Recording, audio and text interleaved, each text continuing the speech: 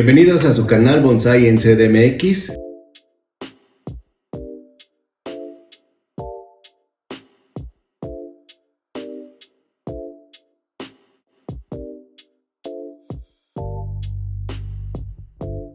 Recordarán que en el episodio 1 hablamos en torno a los materiales. Hoy justo lo quiero aterrizar ya de manera ejemplificada con dos casos en particular. Habíamos dicho que el problema que tenemos en CDMX al momento de escoger materiales es que por lo regular los vamos a adquirir en viveros, ¿no? Es decir, lugares donde venden todo tipo de plantas. Y en estos viveros, como yo les dije, suelen cultivar árboles, pero sin poner atención a un árbol como tal en bonsai. Por lo regular solo se van a concentrar en que el tronco engrose, se vea pues llamativo y alcance un cierto tamaño. Esto tiene de cierta manera varias desventajas. La primera, como lo habíamos dicho, es que si nosotros adquirimos ya un material de vivero, que es lo que solemos hacer, nuestras posibilidades de acción, nuestras posibilidades de adaptación de ese material para transformarlo en bonsai suelen ser limitadas. El primer ejemplo que yo les quiero dar es este que tengo aquí. Este es un junípero Procumbens nana, también conocido como sonare rastrero o junípero de montaña. De entrada, si uno lo ve, vemos que en efecto tiene ya una apariencia más desarrollada.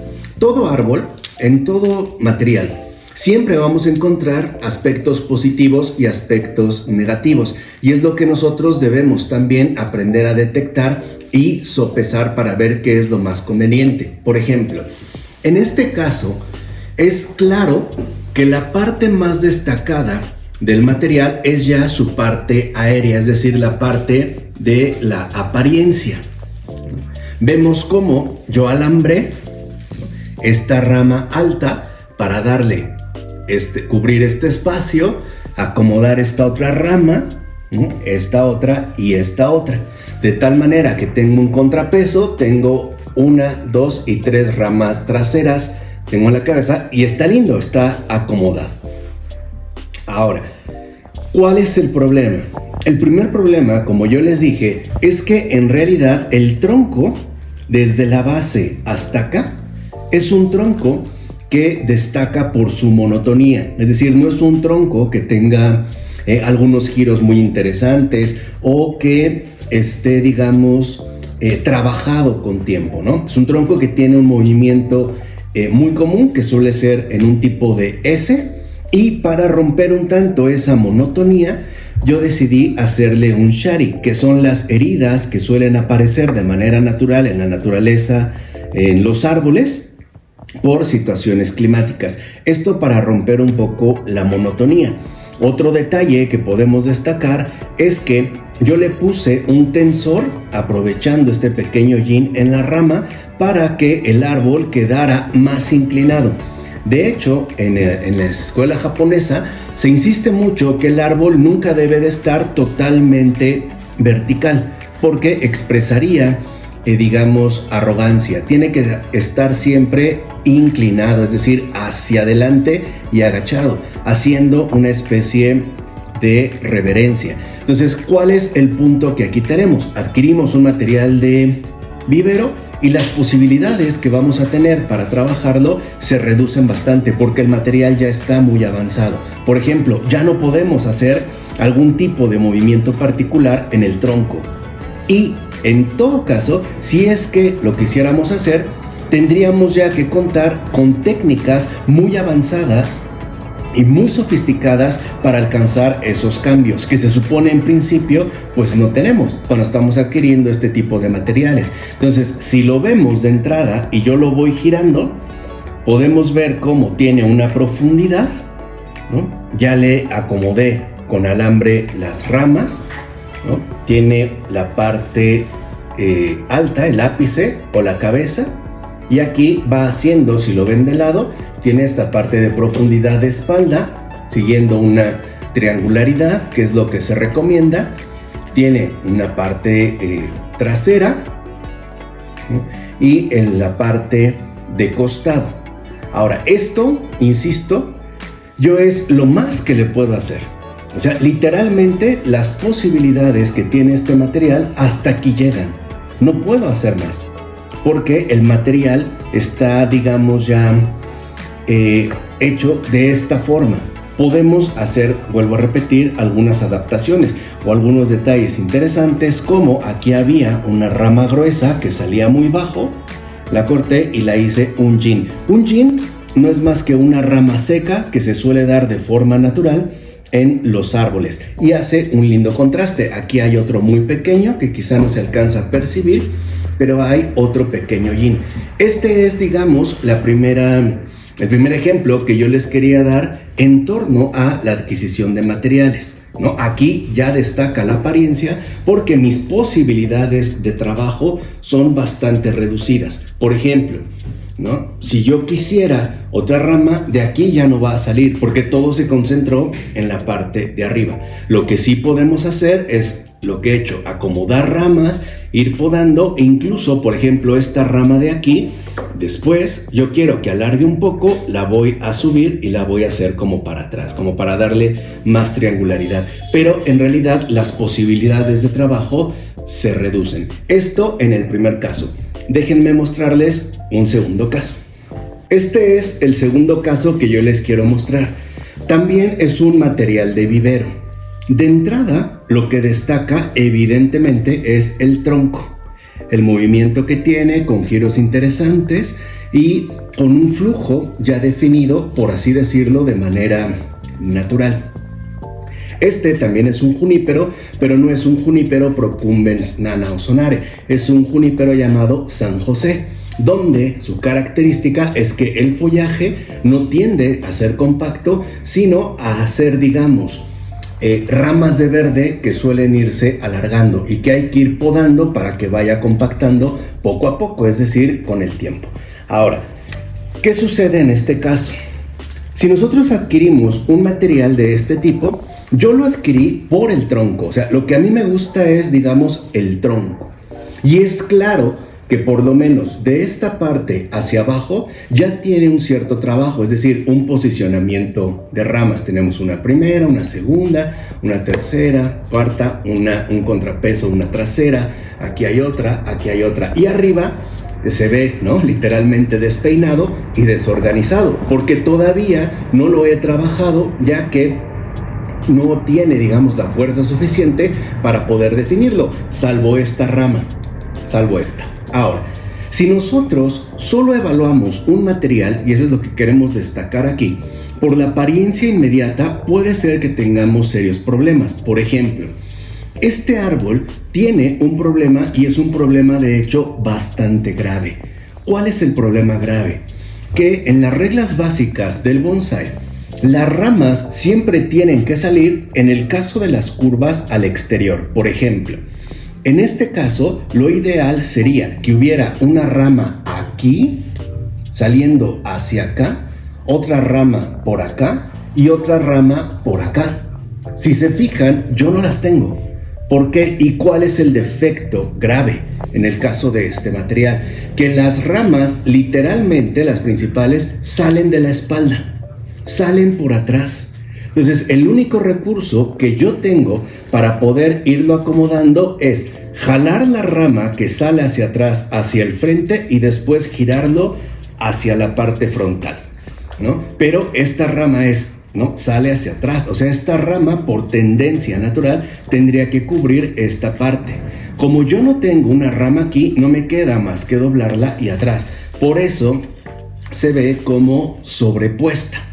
En el caso de esta rama, ¿no?, la tengo que doblar mucho para alcanzar más o menos un posicionamiento de este tipo. Después ya iré bajando todas las partes de arriba. Ahora, ¿qué es lo que pasa? Es lo que yo les dije.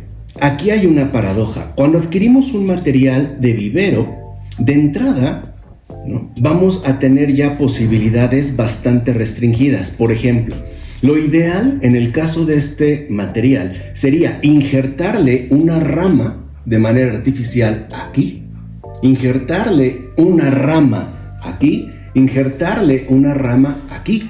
Pero, por ejemplo, yo no manejo o no domino esta técnica de injerto de rama, porque ya son técnicas más avanzadas. Y eso es lo que nos suele ocurrir en el caso de vivero. Entonces yo tomé una decisión, destacar el movimiento del tronco. ¿Cómo? Hice un shari, si ustedes se fijan, de aquí se ve, ¿no? Por esta parte, siguiendo el flujo del tronco, sube, ¿no? Y llega aquí, ahorita. Después lo voy a subir hasta acá, pero es año con año. E hice otra contraparte en la parte trasera, que va por aquí, ¿no? Sube y baja. ¿Por qué? Porque con el tiempo, al raspar la corteza o hacer un shari, ¿no? Por delante, digamos, y por detrás, el tronco va a ir engrosando. Se va a ir haciendo grueso poco a poco, hasta que decida quedarme solo con una parte de corteza, con un elemento de succión. Yo iré viendo con el tiempo si es esta de acá o esta de acá. Y entonces ya se forman estos sharis espectaculares que, como yo les dije, se vuelven planos con un poco de tallado de madera y adquieren una forma de disco, que a mí me gustaría que sobresaliera aquí. Entonces yo ahorita le estoy dando total prioridad al manejo de la madera, que es lo que yo una vez les comenté, se destaca en el caso de la escuela japonesa. Primero trabajan la madera, ¿no? El tronco. Después vienen las ramas y al último dejarán el follaje. Pero lo que quiero que entiendan es que no basta con que nosotros veamos un tronco grueso, retorcido o digamos con cierta altura si no sabemos seleccionar, en este caso, los materiales. Entonces, ¿qué conclusiones podemos obtener? Primero, que cuando adquirimos un material en vivero, vuelvo a insistir, las posibilidades de trabajar el material se reducen bastante. En el vivero siempre te van a decir que tienes una gran ventaja y consiste en que te ahorraste muchos años de crecimiento. Es verdad. Pero ese ahorro de tiempo, ¿no?, se ve reflejado negativamente en las posibilidades de acomodar o de ir formando el material. ¿A qué conclusión finalmente yo llegué? Es preferible adquirir un material pequeño e irlo trabajando poco a poco para que nos evitemos la necesidad de aplicar técnicas muy avanzadas como el enrafiado. El enrafiado es usar una fibra llamada rafia, literalmente vendar el tronco, ponerle a veces varillas, alambres muy gruesos y palancas especiales para poder hacer algunos giros en el tronco. Esas técnicas son avanzadas y son difíciles de realizar, especialmente de manera individual. Otra es utilizar cinta de algodón o algún tipo de tensor, digamos ya mucho más especializado. Entonces, para nosotros que quizá no tenemos estas capacidades o no hemos adquirido estas técnicas, se vuelve imposible. Hay quienes incluso cortan el tronco por la mitad, el núcleo, con unas pinzas especiales para que tenga un cierto nivel de flexibilidad. Entonces, cuando uno quiere hacer estas prácticas o aplicar estas técnicas y no tenemos la experiencia, terminamos echando a perder el material y terminamos finalmente pues desanimados, porque si empezamos a ver tutoriales o videos en YouTube, veremos que los materiales que exponen pues son materiales que ya tienen un gran trabajo, materiales donde se aplican técnicas muy avanzadas y claro, los resultados son bastante destacados.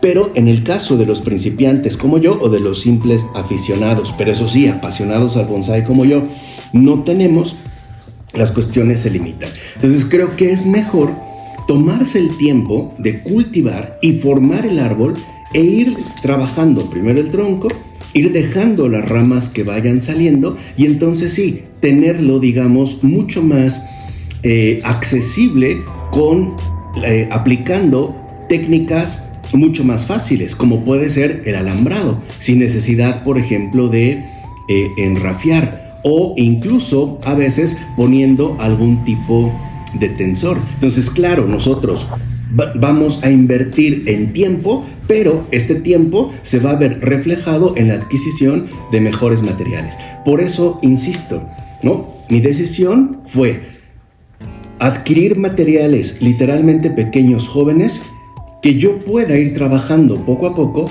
y que pueda ir direccionando de maneras interesantes e incluso ir, digamos, posicionando las ramas que, en este caso, el material me va ofreciendo. Espero que al menos dentro de este panorama nos vaya quedando mucho más claro lo relacionado al tema de los materiales, que al final pues es nuestra base. Entonces, insisto, si nosotros comenzamos por materiales muy pequeños, los podremos ir formando poco a poco, podremos ir seleccionando ramas y nos ahorramos el trabajo de tener que aplicar técnicas muy sofisticadas que por lo regular no estarán a nuestro alcance. Así que no perdamos el ánimo y veamos y entendamos que sí tenemos más opciones de las que podemos llegar a encontrar.